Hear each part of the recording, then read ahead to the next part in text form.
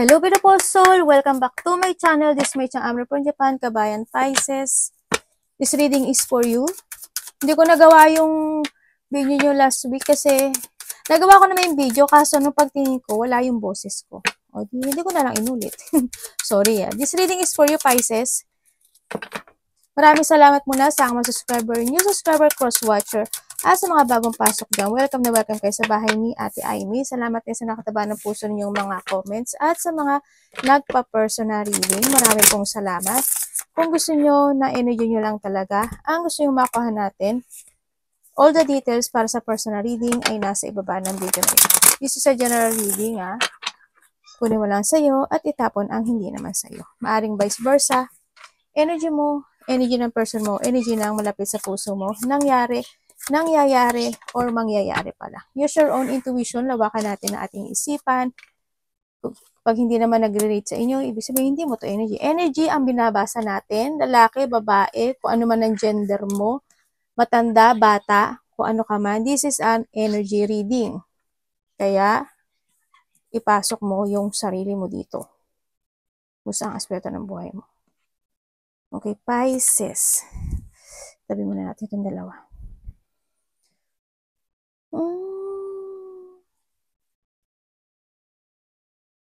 Ay.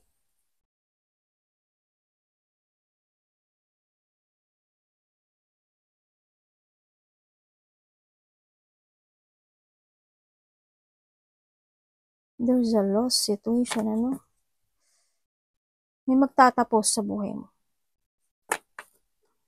There's an ending, or there's a loss, there's an ending, or may mga situation na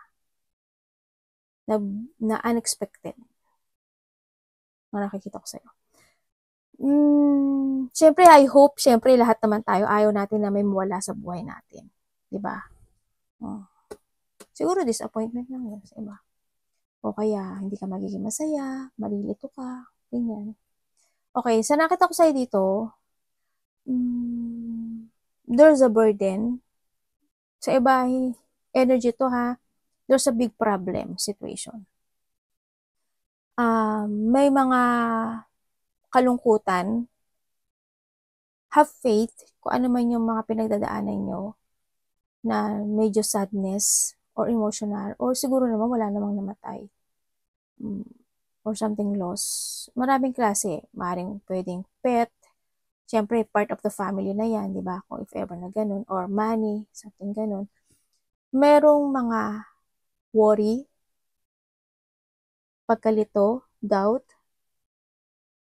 kawalan ng katiyakan, o may mga unclear situation. Ako na nakikita sa'yo. May mga problema, no? May mga negativity.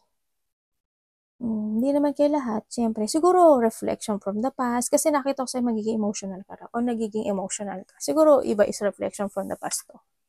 Ang nakikita ko sa iba is may mga iisipin kayo. Siguro every night. O kaya, ang nakikita ko lang sa'yo, siguro night shift ka. No? O kaya, kulang ka sa tulog. Kaya siguro nakikita ko yung pagiging emotional situation mo. Maaring ganun. Na maaring nahihirapan ka. Diba? Magbawi kayo ng tulog if ever na ganun.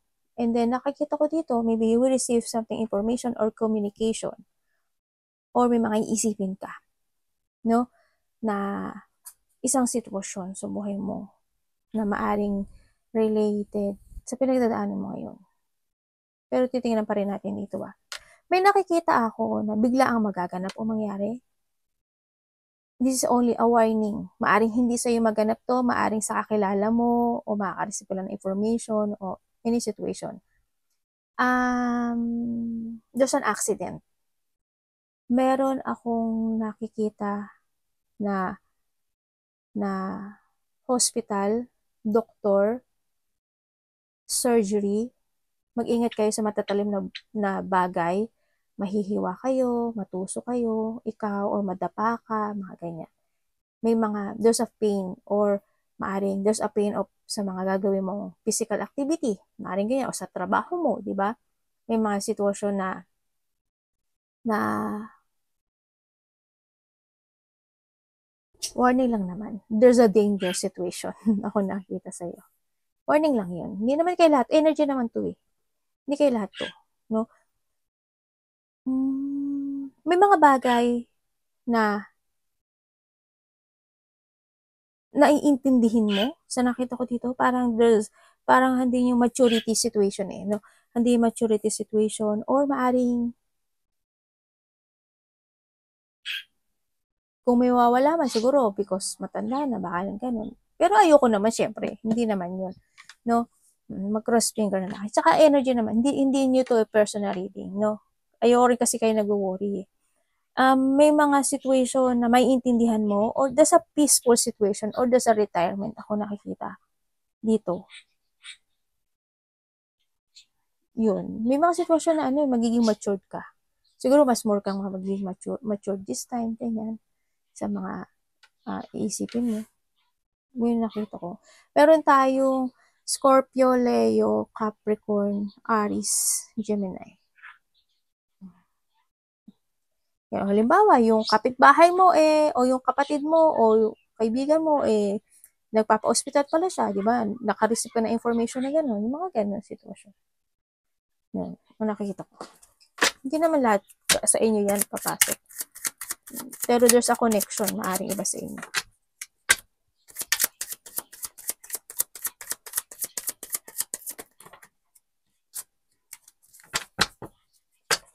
Meron akong maari naman sa iba sa inyo is may tutulungan kayo na gano'n yung sitwasyon niya, diba? O may tinutulungan kayo na gano'n yung sitwasyon niya. Maari nagpapa-hospital siya, maari may mga pinagdadaanan siyang sadness, maari may pinagdadaanan siyang burden, maari ikaw yung tutulong sa kanya. Kasi may pagtulong din ako nakikita dito.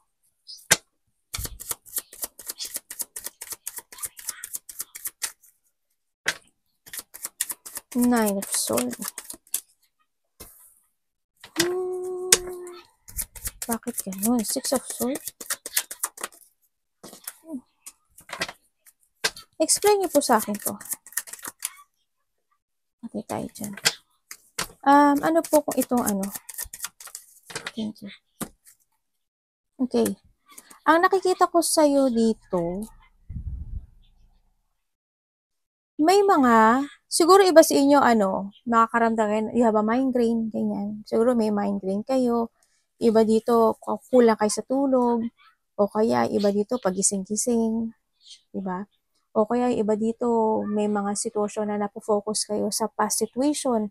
No? Maaring may mga deep situation o mga deep unhappiness situation na nangyari o naganap na maaring mga nagkaroon ng mga doubt o mga nagkaroon ng distraction o nagkaroon ng mga lack of clarity o nagkaroon ng mga missed opportunity in the past situation. So nakita ko dito, maaring ganun na hanggang ngayon hindi nyo kaya i-accept. Maaring related to a family, maaring related to a relationship, maaring related to a work, no, or maari din naman na related to fashion. Maaring ganun sa iba sa inyo. No, na hindi yung sitwasyon na hindi nyo pa kayang i-accept. Pero ang nakikita ko dito is there's a releasing situation. Ibig sabihin, kahit hindi mo yun i-accept, pero maaring i-release mo yung sarili mo dun sa bagay na yun. Na nagkaroon ng frustration, or maaari naman you need to release yourself or to escape sa isang situation na nagbibigay sa'yo ng hirap. Kasi nandito ka na sa Ten of Cups. Nandito na yung nandito ka na sa sitwasyon mo na if there's a frustration situation o nagkaroon ng mga pag-aalala, pag-worry, hindi makatulog o yung mga stress, anxiety, depression man yan, no? Into your work, sa relationship man yan, sa family mo man yan, in a toxic place, toxic situation na yun, maaring this time is you releasing yourself or mag-escape ka doon or andun na yung maaring i-reclaim mo yung power mo this time or mas more ka magiging independence and you're starting a new beginning into your life this time. So nakita ko dito. And then andito rin yung sitwasyon na maaaring magkakaroon ng mga union, no? Maaaring magkakaroon ng another beautiful together when it comes to your family, when it comes to your relationship, when it comes to yourself, when it comes sa mga bagay na gusto mong mangyaring masaya. Yun ang nakita ko dito. magkakaroon ng ano, i-restore, restoring and control yourself this time. Sa nakita ko sa iba sa inyo. Siguro, ano, releasing yourself in a doubt or i-release mo yung sarili mo sa negativity situation. O yung halimbawa, may mga sitwasyon na natatakot ka in the past, o natatakot kang sumubok, o natatakot kang desisyonan, o natatakot. Siguro yung mga unproductive situation in the past, maaring this time is i-release mo na yung sarili mo doon. Maaring ganun. Sa nakita ko sa iba sa inyo. And maaring magiging more independent ka na this time. Yun nakita ko. Kasi magkakaroon ng pagbabago daw sa'yo. Pero dito yung lungkot mo inside. Pero outside masaya ka. Or you need Kasi ang nakikita ko dito, may iba dito, nagkaroon ng delay no? Nagkaroon ng delay situation. Maaring the past na to, nagkaroon ng delay situation. May mga unfinished business or nagkaroon kayo ng mental trap. Maaring this is the past. Maaring nahandun yung sitwasyon na nagkaroon maari ng paghihigpit. No? O may naghihigpit. Kasi pwedeng naghigpit, pwedeng naghihigpit, maghihigpit. Diba? Pwede yun eh. Yung mga ganun. O you need. Maaring ganun. Sa iba sa inyo.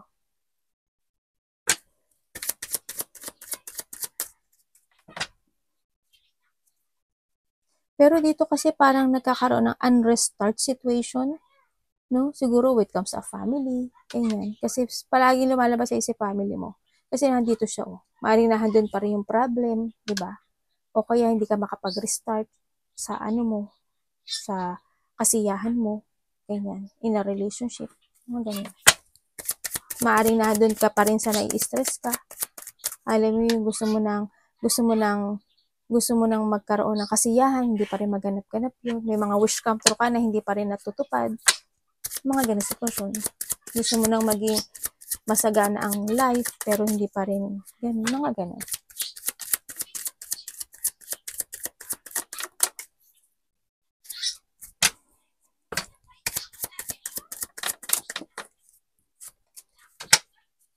Yung iba sa inyo, siguro 5 kayo magkakapatid. Either pang 5 ka, ganyan, o pang 6 ka. Merong, family na naman. Okay.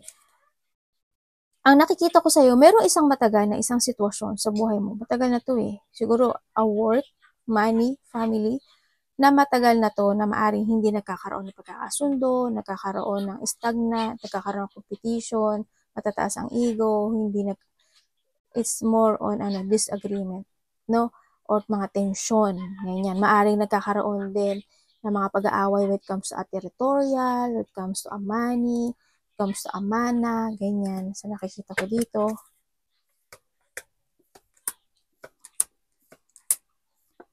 Tingnan ko nga.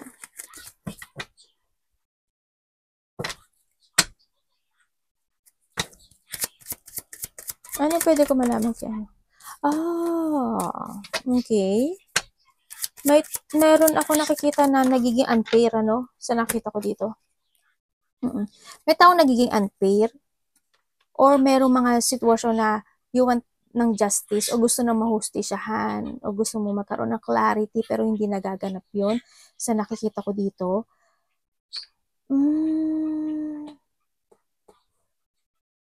Merong hindi naging magandang bunga o hindi naging magandang resulta dito sa sitwasyon mo. Mag-ingat ka sa money mo. Or pwede rin to na nakikita ko. Kasi may nakikita akong corruption. May taong dishonesty, ganyan. May taong, sana hindi lahat, no? May taong hindi pwede magkatiwalaan. May taong nanggagamit. Maaring sa company mo, maaring sa kasama mo sa trabaho, maaring karelasyon mo, maaring family mo, kasi also family is nandito rin si family. Sa nakita ko dito, may mga ganung bagay. May taong may taong obsessed or may taong sinungaling talaga, may taong nanggagamit or manggagamit, may tao na unfaithful, sakim, makasarili. Merong tao rin ako nakita dito na hindi siya stable. Maaring apart of the family, may taong may sakit, maari, o may tao na masama yung pakiramdam. Yun nakikita ko sa inyo. Or, pinapakita niya lang na strong siya pero hindi.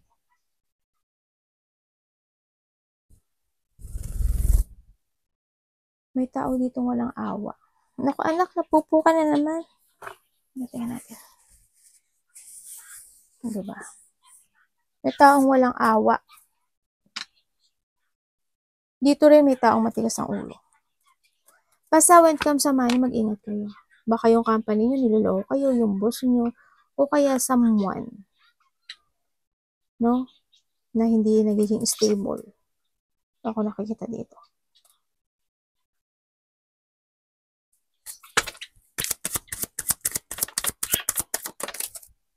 Ba tong card mo? Ang pangit ng labas. Sino kayang energy to? Sorry May tao dito na hindi niya kailangan ng tulong mo. O hindi kanya kailangan. Mari a part of the family. O kasamaan mo to sa trabaho. Maybe a friend sa iba. Yun na nakikita ko dito. May mga biglaang magaganap o mangyayari. Yan. Maaaring may biglaang magaganap o mangyayari na may tao na magagalit sa'yo. May tao na magsisinungaling. May tao na sana hindi ikaw ito Siguro biglaang mangyayari na magiging moody ka or someone into your life. Yan, may moody type. May unfaithful, meron ako nakikita na selos o makasarili. Meron ako nakikita na liar, hot temper situation. Ako nakikita dito. Meron ding siguro when it comes sa'yo, siguro may either ikaw or someone, siguro pagdating sa'yo, mapili ka sa friend. Siyempre, hindi naman natin pwedeng pagkatiwalaan lahat, diba? Kasi may unfriendly person dito. Sa nakikita ko dito. Naiba yung boses ko May liar, manipulative situation ako dito. Pero nakita ko dito, may masungit. May masungit, may insecure. Siguro, andito may makipag-usap tayo na maaaring insecure sa sayo, ganyan. Universe, bakit na nandito si dito? Tingnan natin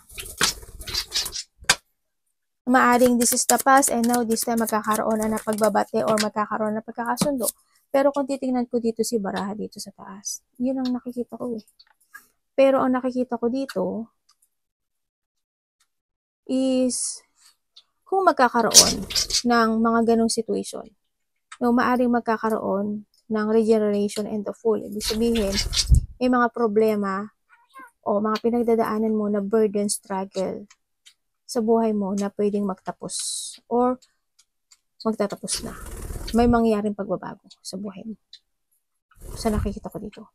Sa iba naman sa inyo magkakaroon ng may mga taong makikilala ka, mga bagong tao, no?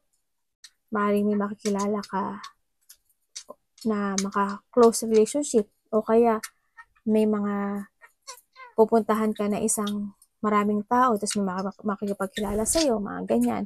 O kaya naman may mga getting together na close relationship, may fun, happiness, joy, or family unity. Kung ano mga o may mga pupuntahan ka, halimbawa ganun. O kaya handun ka na sa sitwasyon mo na mag-uumpisa ka ng muli sa sarili mo from the top or from the basic na magpo-focus ka na to achieve your goal this time. Yan. Kasi, kumbaga, nandito ka kasi sa sitwasyon mo na maaring may mga tao na ayaw naman nila talaga sa'yo, hindi sila willing to communicate sa'yo, hindi nila willing na tulungan mo sila, ganyan, or vice versa, yung mga ganun. O kaya naman, in the past is medyo napanghihinaan ka ng loob, na gawin yung mga bagay na gusto mo umpisahan this time, pero this time mo umpisahan mo na siya. Makaaring this time is babaguhin mo na yung sarili mo. Ayun, ito. Ba't ito po? Ba't ito kinuha?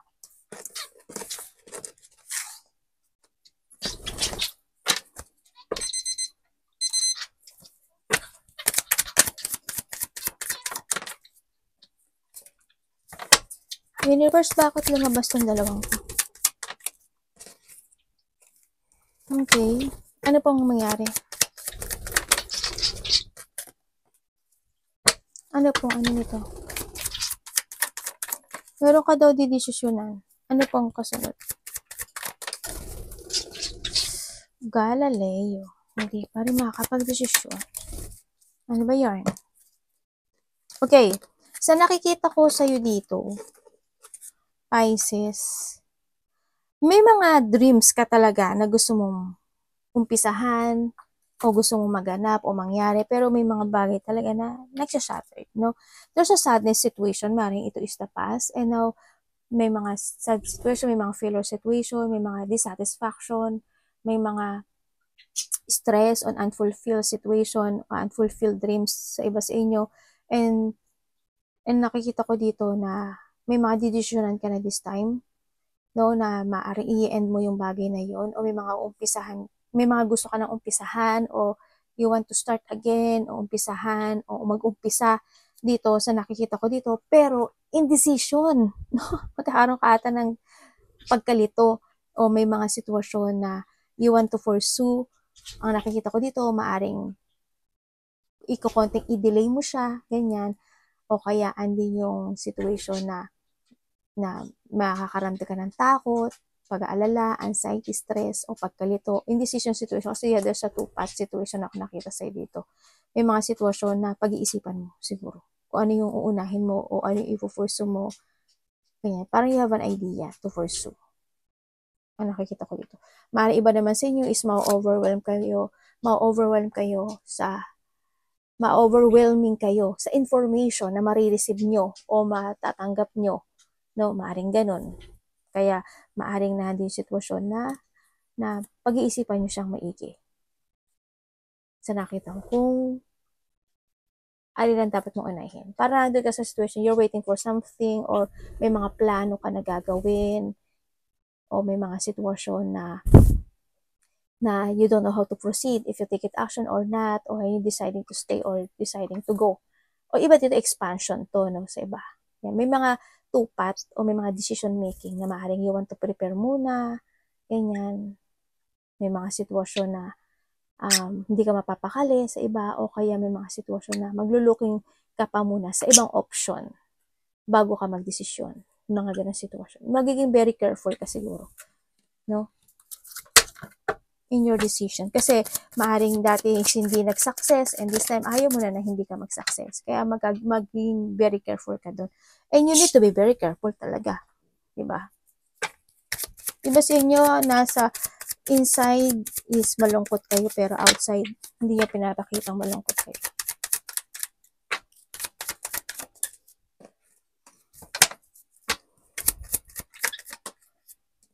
Ano ba yan? Ano bang energy to? Wala nang naging Anak! Nahulog yung kapatid mo. Ay, hindi pala. Puro kayo kalokohan. Wala. May tao dito nag-iisip sa'yo ng masama. May tao ditong papahinga ako. May galit, may nakaaway ka ba? Bakit may tao dito nag-iisip na maghirap ka? Iba yung hindi kayo lahat hindi kayo lahat. Hindi kayo lahat. Pero may nakikita ko dito na doon sa black magic. Hindi lahat, pero may nakita akong black magic.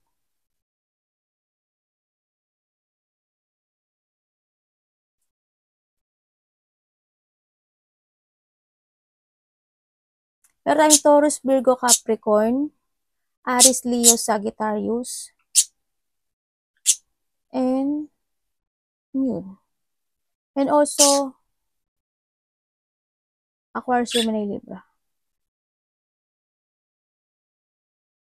Yun yung nakita ko. Merong pangit Ang nakikita ko sa'yo dito, nagkakaroon ng pagpapabaya sa ibang aspeto ng buhay mo.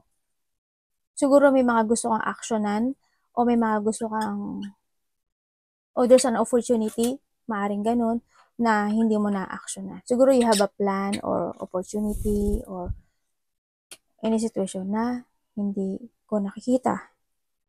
Yung success niya, na-stagnant to eh. So nakita ko dito, ano ba yun anak? Na-stagnant. Kumbaga doon yung situation na na-stuck ka. Hindi ko nakita yung paglago mo. May mga nagkakaroon ng pagpapabaya. May taong bitter. Naku po, ayan na, ito. Anak, ano ba kayo dito sa ating reading? Nag-away na. Kaya ka dami yun. Kasi siguro, mami, masama yung card mo. Oo nga, anak eh. Hindi naman siguro kayo lahat, pero may tao kasi mga galit sa'yo eh. May taong galit. Hindi ko alam in what way yung galit niya. Siguro inggit o galit talaga. Pero may tao ako nakikita dito na maaring nag-iisip siya ng masama sa'yo. Either gusto kanyang makulong o gusto kanyang maghirap, gusto kanyang ma-prostrate, gusto kanyang hindi lumago, gusto kanyang ma-stagnant, ganyan. Maaring bitter itong tao na to. Something galit. O hindi yung sitwasyon na gusto niya, as in, gusto kanyang parang matrap, ma-stuck, parang sa ganun sitwasyon. Yun nakita ko. Not successful ito. No? Yun nakikita ko. So, iba sa inyo, yun nga, tulad ng sabi ko, there's a plan or there's an idea or merong opportunity na nai-stuck o nai-stagnant or hindi nagsasucess o hindi mo na pursue. Yun nakita ko. Anak, baba muna. Ba't mga anak ko? Baba.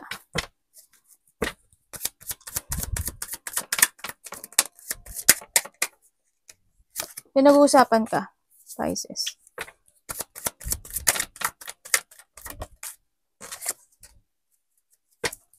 There's a deep wound or there's a battle situation ako na nakikita sa'yo. No? May lungkot.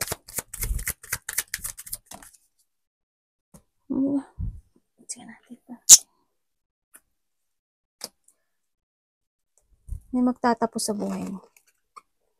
Ay, ano to? There's an expect the unexpected. There's something happen na magtatapos sa buhay mo.